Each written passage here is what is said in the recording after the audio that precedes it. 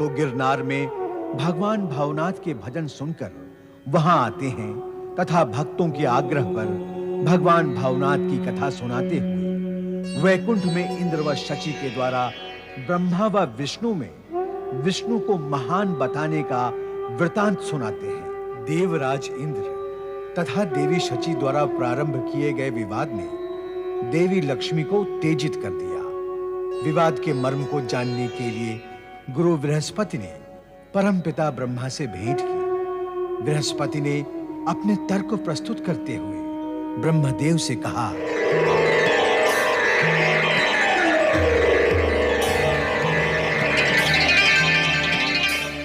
आज्ञा करें भोलेनाथ। हमारे लिए क्या आज्ञा है शिव शंकर?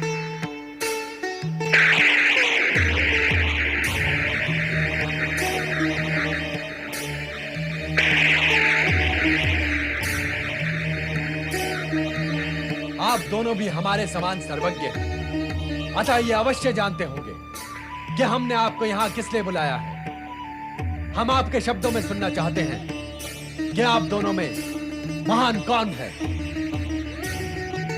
आप हम दोनों से महान हैं शिव शंकर। ऐसा प्रतीत होता है कि आप दोनों इस विवाद का अंत नहीं चाहते। विवाद आप दोनों को लेकर उठा है, इसका अंत भी आप दोनों को ही करना होगा।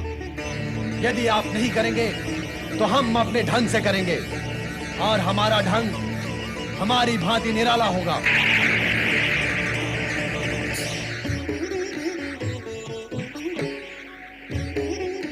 ब्रह्मदेव, जब देवगुरु बृहस्पति ने आपसे कहा कि आप महान हैं, तो आपने उन्हें क्या उत्तर दिया?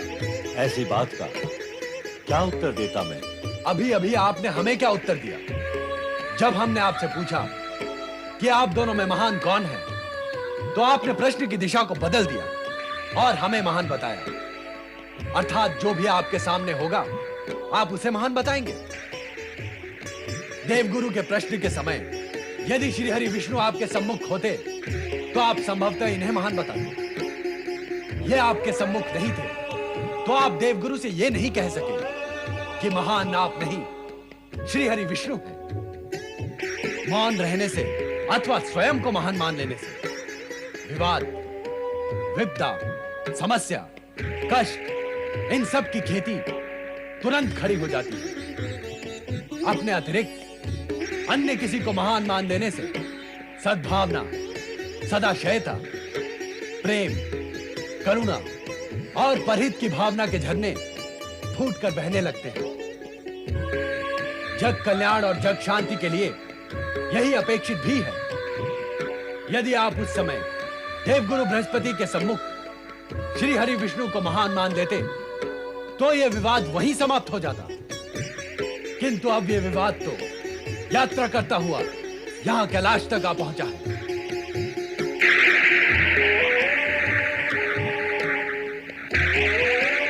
श्री हरि विष्णु, जब देवराज इंद्र और शची ने ब्रह्मदेव की निंदा करते हुए आपको महान बताया तो आपने भी उन्हें रोका टोका नहीं। आपने उनसे कहा नहीं कि महान तो ब्रह्मदेव है। यह भी नहीं कहा कि सम्मुख खड़े होकर प्रशंसा करने और महान बताने वाले अस्थिर बुद्धि के प्राणी होते हैं। और श्री हरि विष्णु, इस विषय और विवाद को लेकर जब देवी लक्ष्मी उत्तेजित हुई तो आपने उन्हें समझाने का प्रयत्न तो किया, किंतु आधे मन से। ब्रह्मदेव ने भी देवी सरस्वती को आधे मन से ही समझाया। उन दोनों की स्थिति को स्पष्ट रूप से न समझने का परिणाम मंगलकारी नहीं हो सकता। आप दोनों के लिए यही उचित था कि उस समय तुरंत एक दूसरे से भेंट करके तथा एक दूसरे को महान बताकर इस मिथ्या विवाद का अंत उसी समय कर देते। महान विभूतियों की महानता यदि उनके अनुयायियों में विवाद का कारण बनकर ताल बेताल नृत्य करने लगे और समय रहते यदि उस नृत्य को रोका न जाए तो महान विभूतियों की महानता पाताल प्रवेश करने में अधिक विलंब नहीं करती। अतः जो महान है उन्हें अपनी महानता की रक्षा के लिए अपने अनुयायियों, मित्रों और शुभचिंतकों को अपने समान महान बनाने का प्रयत्न करना चाहिए। हम त्रिदेव समान रूप से महान हैं, अर्थात अपने अपने स्थान पर स्थित हैं। शिव शंकर, हमें अपनी भूल का ज्ञान हो गया है और इसके लिए हम प्रायश्चित भी करना चाहते हैं। शिव शंकर, तपस्या से बढ़कर अन्य कोई प्रायश्चित नहीं। हमें प्रसन्नता होगी यदि इस विवाद में लिप्त सभी तपस्या द्वारा प्रायश्चित करके अपना मन व आचरण शुद्ध करें। ओम नमः शिवाय, ओम नमः शिवाय, ओम नमः शिवाय, ओम नमः शिवाय, ओम नमः शिवाय, ओम नमः शिवाय। ब्रह्मदेव, ब्रह्मदेव, आप कहाँ अदृश्य हो गए हैं ब्रह्मदेव?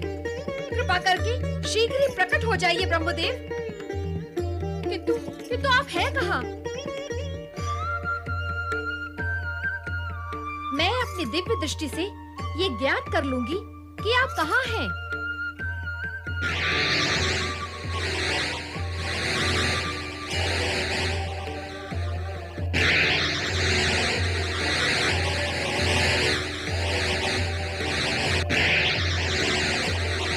हाँ, ये क्या हुआ? मेरी दिव्य दृष्टि को ये क्या हुआ? ये रुद्ध कैसे हो गई? मुझे इससे कुछ दिखाई नहीं दे रहा। तो फिर कैसे ज्ञात होगा कि ब्रह्मदेव कहाँ गए हैं?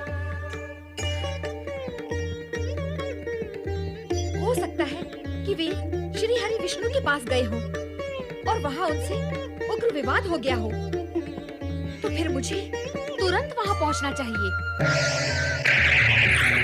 श्री हरि कहाँ है ये ज्ञात नहीं।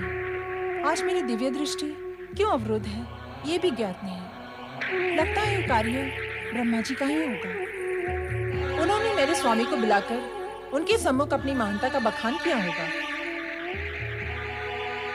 लगता है ऐसे में मुझे तुरंत ब्रह्मलोक पहुंचना होगा।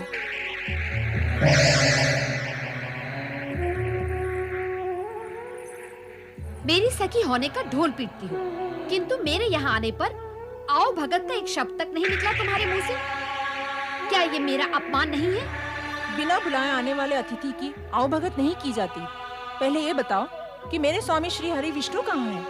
मेरा प्रश्न भी कुछ ऐसा ही है, इसीलिए मैं यहाँ आई हूँ। बताओ, सृष्टि की रचयिता मेरे स्वामी ब्रह्मा जी कहाँ हैं?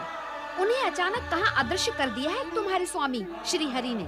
विद्या की देवी बनती हो और अविद्या से ग्रसित हो, कला की अधिष्ठात्री कहलाती हो और आचरण में कलाहीनता है। तुरंत बताओ कि मेरे स्वामी श्री हरि विष्णु कहाँ हैं? धन की देवी कहलाने वाली शब्द और व्यवहार से इतनी निर्धन होगी, इसकी तो कल्पना ही नहीं की जा सकती। अविलंब बताओ, ब्रह्मदेव कहाँ हैं? मैं महान देव श्री हरि विष्णु की पत्नी हूँ। मुझसे प्रश्न कौन कर सकता है? महान? श्री हरि महान? ये भ्रम कब हुआ कि श्री हरि महान है? ब्रह्मदेव ही महान है। ब्रह्मदेव और श्री हरि से महान? कोई सुनेगा तो उपहास करेगा। उपहास करे, किंतु ब्रह्मदेव श्री हरि से महान है। नहीं, दोनों में श्री हरि महान है। मैं कहती हूँ ब्रह्मदेव महान है। और मैं कहती हूँ कि श्री हरि विष्णु महान है। नहीं है। हैं। नहीं है। हैं। नहीं, नहीं, नहीं। देवियों, क्या इस प्रकार का संवाद और विवाद आपको शोभा देता है? आप दोनों तुरंत कैलाश पर आए।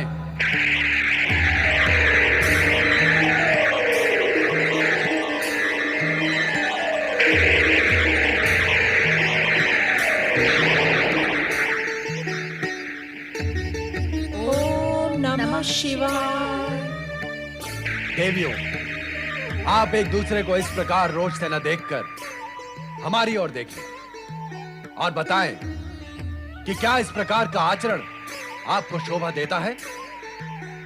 आप दोनों जगत पूज्य देवियां हैं। आपके जिन भक्तों ने अपने मन मंदिर में आपकी प्रतिष्ठा बनाकर रखी है, यदि उन्हें ज्ञात हो जाए कि आप तो अकारण ही निम्न स्तर पर उतर आती हैं, तो आपके भक्त कौन से स्तर पर पहुंचेंगे? यदि उन्हें यह ज्ञात हो जाए कि जिन्हें वो पूजते हैं वो पूज्य है ही नहीं, तो क्या स्थिति होगी आपकी और क्या गति होगी उनकी। हमें जो मानते हैं उनकी मान्यता की लाज रखने के लिए हमारा मान्य बना रहना अति आवश्यक है। सत्य को अधिक समय तक ओट में नहीं रखा जा सकता। जगत पर सत्य प्रकट होते ही निराधार महानता शून्य में जाकर शून्य हो जाती है। किंतु भगवान, निकाल दे अपने मन से इस भ्रम को कि किसी ने किसी को अदृश्य किया है। ब्रह्मा और विष्णु दोनों ही महान हैं। वे अपनी भूल का प्रायश्चित करने के लिए किसी अज्ञात स्थान पर चले गए। उनका प्रायश्चित पूर्ण होते ही वे अपने अपने लोग लौट आएंगे। तब तक आप धैर्य धारण करें। भगवान, मैं ब्रह्मदेव को देखने के लिए आतुर हूँ। मैं भी श्री हरि के दर्शन करना चाहती हूँ। कृपा कर आप बताएं कि वे कहाँ हैं? हमने ही आपकी दिव्य दृष्टि अवरुद्ध कर दी थी। अब आपकी शक्तियां पूर्ववत जागृत हो गई हैं। अतः आप उन्हें स्वयं खोलें। वे अवश्य आपको दिखाई देंगे।